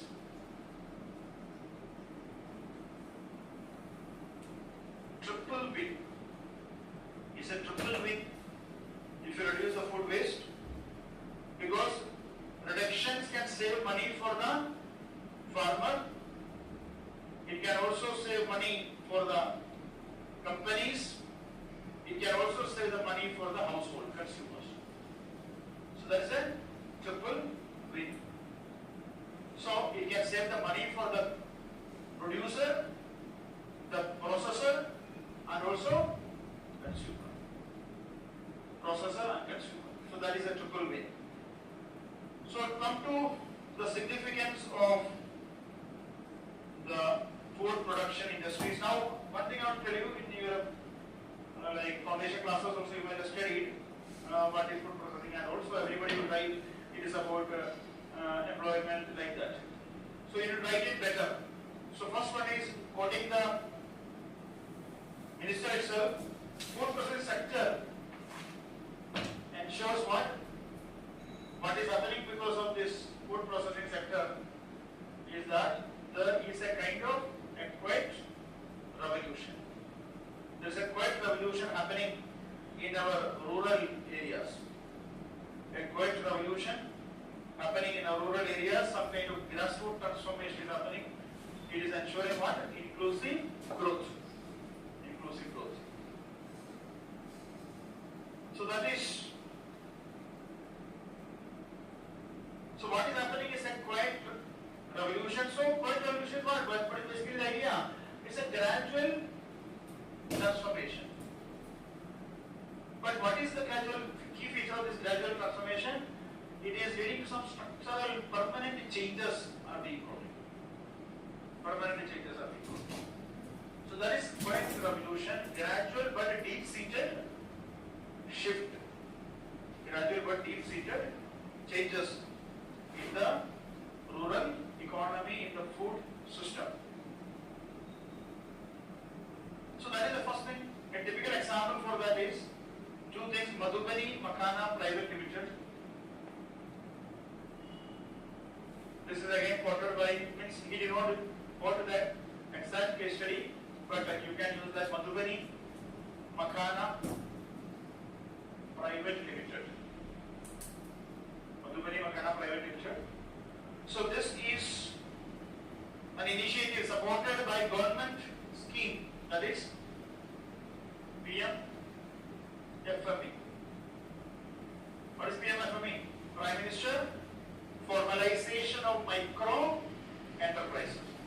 We just now discussed that most of the food processing industry is in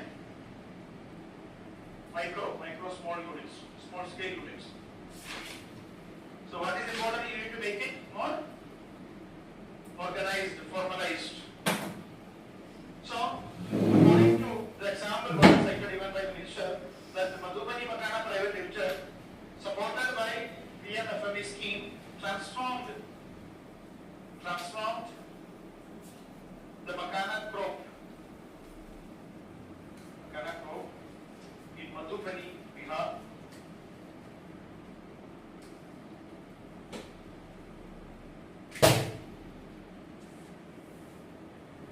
into a recognized brand with export markets in USA, Canada, with export markets in USA, Canada. So it is now marketed as a superfood. Now, for example, in the urban centers, what is happening? There is a dietary consumer preferences are changing, dietary preferences are changing. People are eating this kind of superfoods, millets, or avocado, roasted. So that is one thing. Second, Bastar foods.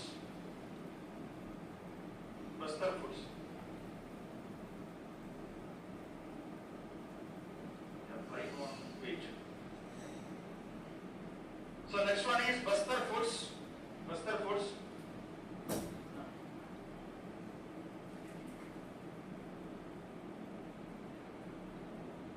Good impression.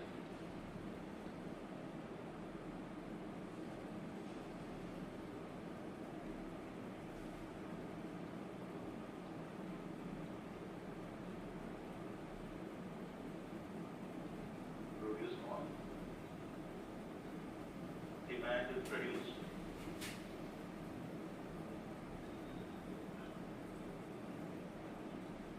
So that's good for farmer. There is something called there is a book, Republic of Manna. So in that Sapatine says a very good thing. Like what is happening in India's farming or food system is that there is a suppressed pricing to prevent food inflation. If it is going to the market, then pricing will be completely based on demand. That is called an invisible hand, right? So things will work based on in market. Everything is based on demand and supply. So if their prices are increasing, generally what happens? More farmers will enter into this. So production will increase. There is one more problem because Makana, there is one more problem. Makana processing is not happening in Bihar. Everything is happening in Punjab. So automatically the cost is increasing because of this logistics.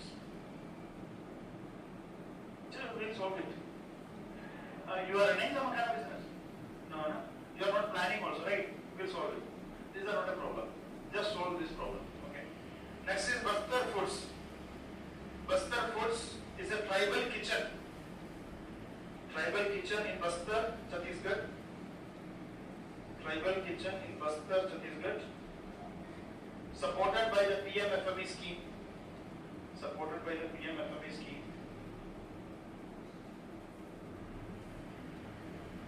Transformed the mahua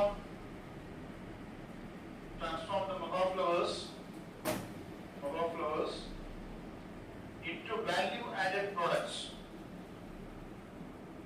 Value-added products like chocolates, energy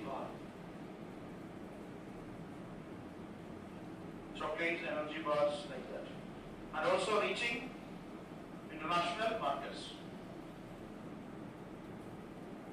So both ensures what? The first point we discussed, financial empowerment and collective prosperity. Financial empowerment and collective prosperity. So that is the quiet revolution. Second one is it is also driving the structural transformation. It's also driving the structural transformation through this. That is what we discussed in seated reforms by increasing the farmers' income, generating employment. It also encourages what? This will also encourage what? Crop diversification. Just now we discussed what is the problem. There is a solution, that is by better remunerative income, increasing farmers' income and employment generating. This also lead to encourage crop diversification, high value crops and all. Okay. Next is another key aspect. Key thing is employment generation. Already you write the data. What is the data? 12% of the organized manufacturing sector. Another key thing is that it is also labor intensive sector, so contributing to female labor force participation. Female labor force participation.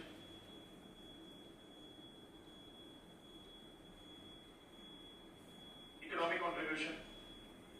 And investment attraction. Investment attraction. The data is PM Kisan Sampada Yojana. PM Kisan Sampada Yojana attracted more than rupees 22,000 crore. Attracted more than rupees 22,000 crore in private investment. In private investment.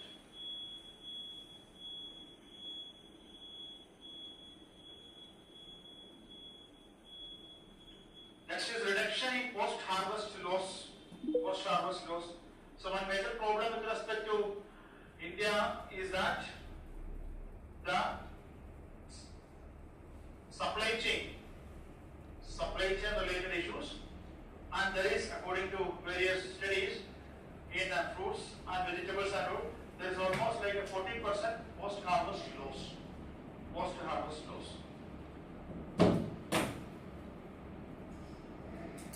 Okay. Next is there is an RBI report. RBI report 2024, RBI working paper, not report, RBI working paper. In 2024 it says that, working paper, it says that the farmers, especially in fruits and vegetables and all, they receive only around 30 to 33% of the final price. 30 to 33% of the final price paid by the consumer. So the 70% is taken by intermediaries. So you need to address these kind of challenges, post-harvest loss, value addition challenges. Next is, it also ensures what? Market access. For example, the minister says that the ultimate goal as per the central government, ultimate goal is that every shelf in the world carries a product from India. So this is a very good conclusion. Every shelf in the world should carry a product from India.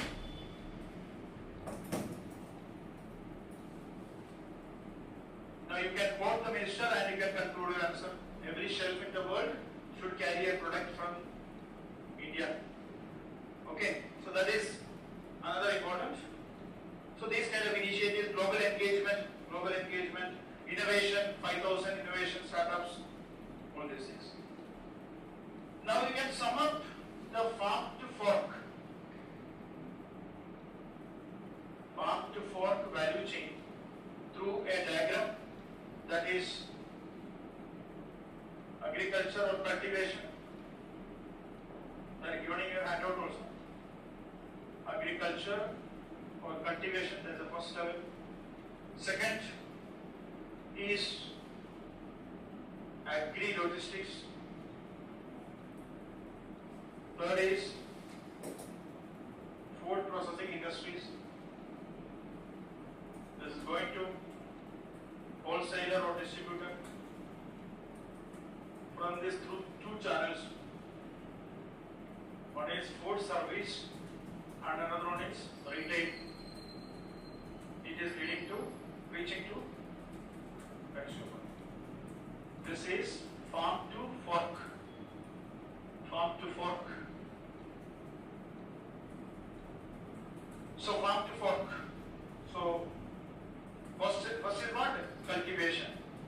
Cultivation, that is the first stage. Agriculture products are grown. Second is agri-logistics. After cultivation, the products are taken to FPAs, handled and transported. So loss will happen here itself. Why? Because one problem for India is that here there is no farm level processing. The first level, farm gate level processing is not there in India. So farm level processing is not there in India, and then the next level is what? Transportation, agri, logistics. Next level is food processing industries. The raw material or the raw agricultural products are processed into consumable products. Then it is again transported to what? The various wholesalers through service route. What is the service route? Restaurants, hotels. So restaurants, food service, and through retail, which is reaching the consumer. That's the final stage. So this diagram is a very useful diagram. Further supply chain we will discuss whenever we discuss that particular topic. Diagrams also I will give. So this is a general diagram, you can use it in any such topics. Okay. Next is challenges.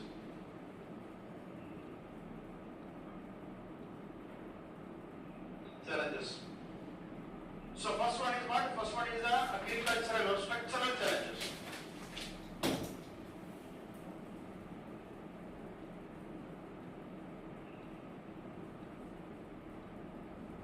Structural challenges. So what are the structural challenges? First one is, in the context of food processing sector, FPA also, there are some fundamental issues affecting the sector. First one is to the first level, that is agricultural cultivation level. What is the problem? Fragmented land holdings. Fragmented land holdings, small and marginal farmers. So more than 80% is small and marginal farmers, thereby dividing the farmland into small units. Small units. What is the problem because of this fragmentation? Lack of economies of scale and inefficiency. Lack of economies of scale and inefficiency. So small plot size means mechanization won't be there. Inefficiency will increase. Lack of processing or primary or the farm gate level processing won't be there. Basic processing won't be there. For economies of scale. And there is also problem of access to credit for small units. Because banks will give loans to larger units. Second problem with respect to agriculture sector is low productivity. India's agriculture productivity is lower compared to other countries. What is productivity? Yield per hectare. Yield per hectare. If you are sitting for 1 hour and how much you are able to remember. How much you are studying. You will sit. You check one thing you do. Nothing, no need of any technology. Take a white paper and pen. Whenever you are sitting, studying, how to check the reels. You jot down the time, and whenever you are not studying, you jot down the time. Finally, end of the day, you calculate the time of real study time, and you will be surprised that you are not even studying 2 hours per day. You will sit in some place, you will sit in your table library, but your actual productivity will be very, very, very low. Because even if you are using laptop or mobile phone, you will go to various reels, things like that, and you will consume, you also jot down the time you are spending on reels, and again you will be surprised that you are spending more time on reels. So that is the productivity aspects. Productivity is also low mainly because of the traditional farming methods. Traditional farming methods, labor intensive traditional farming methods are used, which is basically inefficient methods. Second reason for low productivity is the soil health. Soil health. What is the problem? Soil degradation. Soil degradation because of such unsustainable agricultural practices. Next is supply chain related challenges. Supply chain. First problem is what? First problem is sourcing. Sourcing. So sourcing of quality raw material is very important. Sourcing of quality raw materials. So one problem in cotton also we discovered a problem. What is that? Genetic purity or quality raw material, same problem. So sourcing of quality raw material, mainly there will be a lot of mixing up. So for like FPIs, they basically want something called as traceability. Traceability is very important. They can trace from which farm that particular produce came from. So quality is very important. Quality. So sourcing. Another problem with respect to the processors, what they face is irregular supply. Irregular supply. It depends on the production seasonality or weather events like that. Second problem is what? Lack of modern supply chain solutions. Lack of modern supply chain solutions. So there are 325 food plants established, the infrastructure point we discussed. And the interesting part is that there is only 3 units in cold chain. Only 3 units in cold chain, private investment. Only 3 in cold chain. So there is a problem of lack of modern supply chain solutions. and warehouses. This will lead to substantial post-harvest loss. Post-harvest loss. Or other problems like this is also case study. Irradiation facilities to increase the shelf life of the fruits, vegetables. So there was a failure of an irradiation facility in Maharashtra. This led to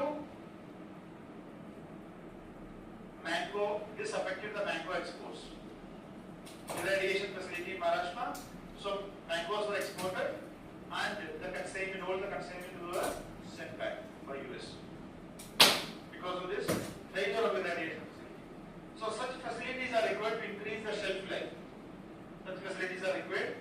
Or FTLs, food testing labs are required. So this kind of modern infrastructure is not there. Next is the cost of freight. Freight charges. What is the problem? For example, regarding fruits and vegetables, around 97% of the fruits and vegetables is transported through roads. Around 97% of the fruits and vegetables is transported through road sector. What is the problem? Food loss will happen. Food loss will happen because of the overtime, or it is also quite expensive compared to other forms like rail or other any models. So this is also a challenge. Next is market. What is the market problem? Market problem is what he discussed. The price volatility. Price volatility, especially prices also depend on the seasonal production or supply chain inefficiencies. That is food price volatility, supply chain inefficiency and seasonal production affects the price. Another challenge is increasing raw material cost. For processors also, it depends on what they need. Say for example, power, electricity, or fuel. So increasing input cost.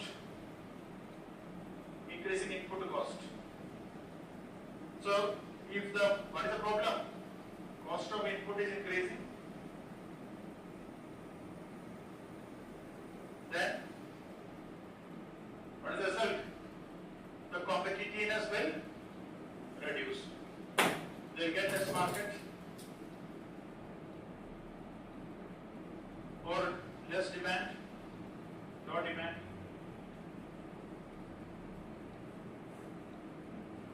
Automatically low demand means next time low production. This is the problem. So that is another challenge, increasing raw material cost. Next is market access. Including market access in other like export sector, market access. This also depends on various country level norms. Different countries will have different norms.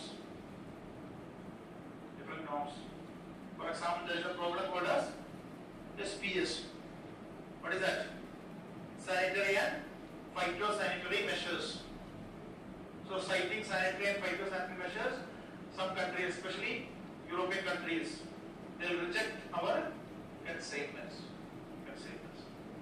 Next is skill related, awareness related. What is one problem? Technology. Awareness of technology, latest technologies.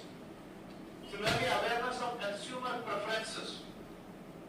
Consumer preferences are also changing. Dietary preferences are changing. So, consumer preferences are changing.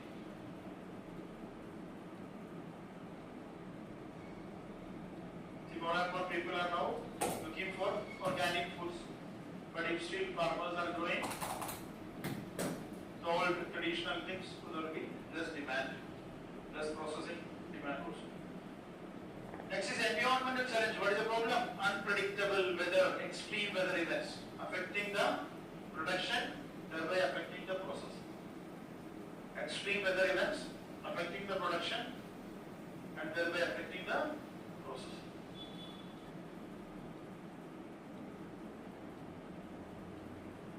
Next is regulatory. What is the problem?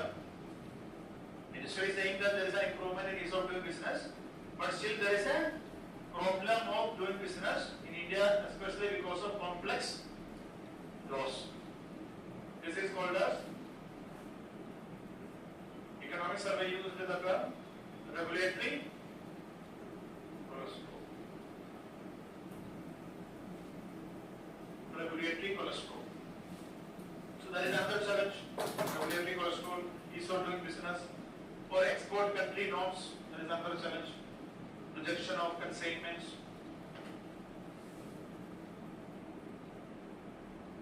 Then policies. This is also cited by economic survey. Economic survey. So the other problem with respect to India's agriculture sector, food processing sector is that the policies are acting as a hindrance. Policies are a hindrance. Policies like Essential Commodities Act. Essential Commodities Act. So because of the policies or laws like Essential Commodities Act, what is happening?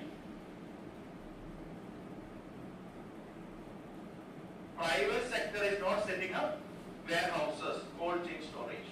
What is Essential Commodities Act? Yeah, if there is any kind of shortfall in supply or shortfall with respect to a product, government can enforce stock limits. Government can enforce stock limits. So government say that, okay, nobody can stock more than, say for example, 100 kgs. But a godown warehouse will have thousands, or there will be thousands of tens of products. Now the moment a stock limit comes, then they will have to sell out their stocks. So because of such policies, government policies, private sector is not ready to invest in godowns, warehouses, cold chain storages. Another challenge is related to APMC. What is the problem? Yeah, you can sell through only your mandis. Mandatory selling through the mandis. So this will again affect the processing industries, their interest, because processing industry, they want to buy directly from the farmer. And what is the problem with respect to processing industry? Processing industry problem is it is also fragmented. Small scale units are there. Small scale units are there. So that is another challenge. It will have economic of scale issue, innovation issue. And this is mainly happening because of the regulatory compliance issues. So these are the challenges. So today I am just stopping here. We will continue the discussion of the initiatives. So initiatives and all, we will just discuss what is the initiative because it is not having a separate relevance. You just need to know what is the scheme now. Yeah, draft user we can use it. So then we discuss some other related ideas like some scholars' idea as conclusion.